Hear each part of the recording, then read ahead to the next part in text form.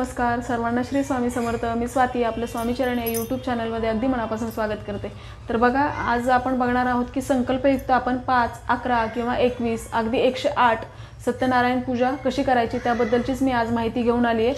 तर बघा, आपण संकल्पयुक्त जेव्हा सेवा करतो त्यावेळेला आपल्याला संकल्प घेणं गरजेचं आहे। तर संकल्प कसा घ्यायचा याचा डिटेल व्हिडिओ मी आपल्या चॅनलवर दिला आहे आणि सत्यनारायण पूजा मांडणी आपण घरच्या घरी कशी करू शकतो त्यासाठी पूर्वतयारी काय करायची याचा पण व्हिडिओ मी आपल्या चॅनलवर दिला आहे आणि त्या व्हिडिओची लिंक मी आपल्याला या व्हिडिओच्या डिस्क्रिप्शनमध्ये देणार आहे, तर तेही नक्की बघा। तर बघा, आज आपला सत्यनारायण पूजेचा दुसरा दिवस आहे। तर दुसऱ्या दिवशी आपल्याला कशी पूजा करायची आहे तर तेच मी आपल्याला या व्हिडिओमध्ये दाखवणार आहे। तर बघा, आता हा माझा पूजा मांडणीचा दुसरा दिवस आहे। मी काल पूजा मांडणी केली। आता दुसऱ्या दिवशी आपल्याला काय करायचं आहे, या ज्या पण आपण 3 सुपाऱ्या मांडलेत तर त्या पण आपल्याला जसं पहिल्या दिवशी आपण त्या काढून अभिषेक केला तसंच या 3 सुपाऱ्या आपल्याला एक एक करून घ्यायची आहे। त्याच्यावर अभिषेक करायचा आहे, त्या स्वच्छ धुवायचेत। बाळकृष्ण भगवानांची मूर्ती ती पण आपल्याला काढून घ्यायची आहे, त्याच्यावर पण आपल्याला परत अभिषेक करायचा आहे। आणि सत्यनारायण भगवानांचा हा जो फोटो ठेवला आहे तर तो पण आपल्याला स्वच्छ पुसून घ्यायचा आहे। त्याला परत अष्टगंध, हळद, कुंकू अर्पण करायचे, फुलं अर्पण करायचेत। आणि आता आपण जी काल पूजेमध्ये फुलं वाहिलेत तर ती फुलं सुकलेली असतात, मग ती फुलं आपल्याला काढून घ्यायचेत आणि नवीन फुलं आपल्याला देवांना व्हायचेत। या 3 सुपाऱ्यांना आपल्याला अष्टगंध, हळद, कुंकू लावून घ्यायचे, अक्षता अर्पण करायचेत। जसं आपण पहिल्या दिवशी पूजा मांडताना करतो त्याच गोष्टी सर्व करायचेत। आणि आता मी केळीचे खुंट लावलेत। केळीचे खुंट 2-3 दिवस राहतात, ते खराब झाले की मग आपल्याला ते काढायचेत आणि मग परत तुम्ही दुसरे लावू शकता किंवा या जागी आंब्याचे टाळे पण लावू शकता। नंतर आपण जी सुपाऱ्या मांडलेत त्याच्या खाली आपण विड्याची पानं ठेवले, तर ती विड्याची पानं आपण 2-3 दिवस वापरू शकतो। जर ती खराब झाली किंवा सुकली तर ती आपल्याला काढून घ्यायचेत आणि नवीन पानं ठेवायचेत। नंतर हे कलशातलं पाणी बघा, तुम्ही 5 दिवसाची वगैरे जर पूजा करणार असाल तर ते पाणी व्यवस्थित राहतं, ते काही खराब होत नाही, ते बदलायची गरज नाही। तामणामध्ये जे तांदूळ आहेत ते पण बदलायची गरज नाही। फक्त आपण बाळकृष्ण भगवानांना अभिषेक करून त्यांना पण हळदी, कुंकू, अक्षदा, धूप दीप दाखवणार आहे आणि मग आपण ते पण बाळकृष्ण भगवान आपण त्यांच्या जागी ठेवून देणार आहे। संकल्पयुक्त करताना आपल्याला हा दररोज नवीन शिरा बनवायचा आहे, म्हणजे आपण पूजा झाल्यावर तो शिरा आपण प्रसाद म्हणून ग्रहण करायचा आणि दुसऱ्या दिवशी परत आपण नवीन शिरा बनवणार आणि तो नैवेद्यामध्ये दाखवणार। नंतर आता जे आपण खडीसाखरेचे नैवेद्य ठेवलेत सुपारीच्या पुढे, ते 3ही नैवेद्य आपण दुसऱ्या दिवशी परत नवीन खडीसाखर त्याच्यामध्ये घेणार आणि ते नैवेद्य दाखवणार आणि जे आधीचे होते नैवेद्य ते आपण प्रसाद म्हणून घेऊ शकता। नंतर आपण देवांसाठी चौरंगावर एक पाणी ठेवतो, तर ते पण पाणी आपल्याला पूजेच्या वेळेला बदलून घ्यायचे। नंतर तुम्ही जर अशा गजंत लक्ष्मी ठेवणार असाल, तुमच्याकडे असेल तर ते पण आपल्याला धुवून घ्यायचे, त्याची पण पूजा करायची।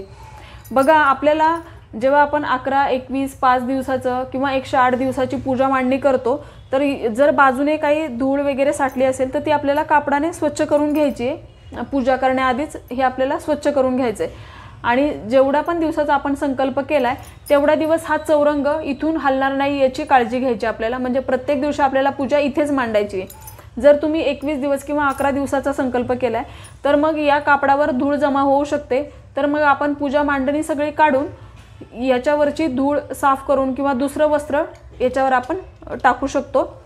तर याप्रमाणे फक्त आपल्याला हा चौरंग हलवायचा नसतो, कारण जेव्हा आपण जास्त दिवसाचा संकल्पयुक्त सेवा करतो तर तेव्हा इथे धूळ साठू शकते, ती आपण पुसून घेऊन चौरंगाखाली आपण रांगोळी वगैरे काढलेली असती ती स्वच्छ करून आपण परत तिथे छोटीशी रांगोळी काढू शकतो।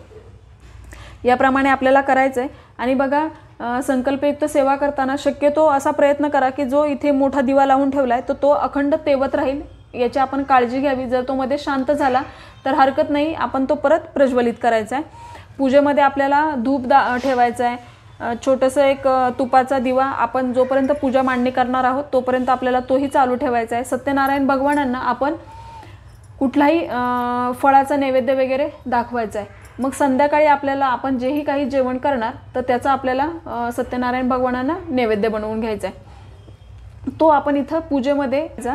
आणि असं काही नाही की तुम्ही 5, 11 संकल्पयुक्त जर पूजा करताय तर त्यासाठी उपवास केला पाहिजे असं काही नाही आहे।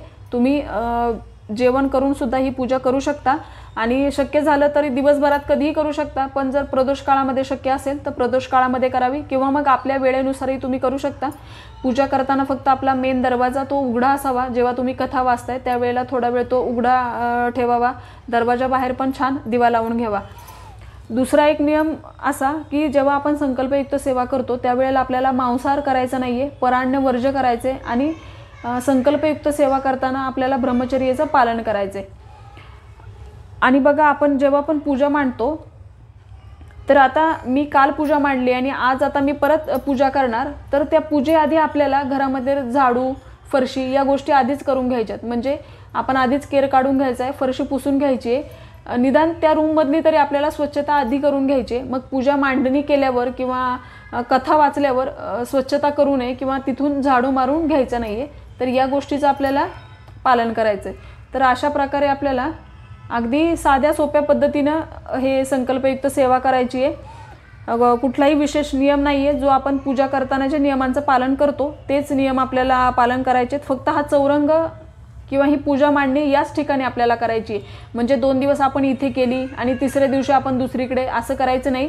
शक्यतो काळजी घ्यायची की हा चौरंग इथला हल्ला जाणार नाही, तो याच ठिकाणी ठेवायचा आहे। आणि अशा प्रकारे तुम्ही जी पहिल्या दिवशी सेवा केली तीच दुसऱ्या दिवशी, तीच तिसऱ्या दिवशी, असं संकल्प जेवढ्या दिवसाचा तुमचा असेल त्या दिवसाप्रमाणे तुम्हाला सेवा करून घ्यायची। गणपती बाप्पांना आवडणारी फुलं, विष्णूंना आवडणारी फुलं ती तुम्हाला मिळाली तर ती त्यांना अर्पण करायची आहे। आणि बघा विष्णूंच्या नैवेद्यामध्ये आपल्याला आवर्जून तुळशीपत्र ठेवायचं आहे। विष्णूंना पण आपल्याला 108, 11, 21 जेवढे तुळशीपत्र आपल्याला अवेलेबल होतील त्याप्रमाणे आपल्याला त्यांना पण तुळशीपत्र अर्पण करायचं आहे। एक दिवसाच्या पूजेला जसं आपण पहिल्या दिवशी पूजा करतो आणि दुसऱ्या दिवशी उत्तर पूजा करतो, तसं आपण 5-11 दिवसाचा संकल्प करतो, तेव्हा 5 दिवसाचा केला तर 5 दिवस आपल्याला पूजा मांडणी करायची आणि 6व्या दिवशी उत्तर पूजा करायची। तर अशी ही साधी सोपी सत्यनारायण पूजा आपल्याला संकल्पयुक्त नक्की करायची आहे। याचे खूप सारे फायदे आहेत। मी आशा करते की माहिती तुम्हाला समजली असेल। झालेली सेवा मी विष्णूंच्या चरणी रुजू करते आणि आजचा व्हिडिओ इथेच थांबवते। सर्वांना श्री स्वामी समर्थ।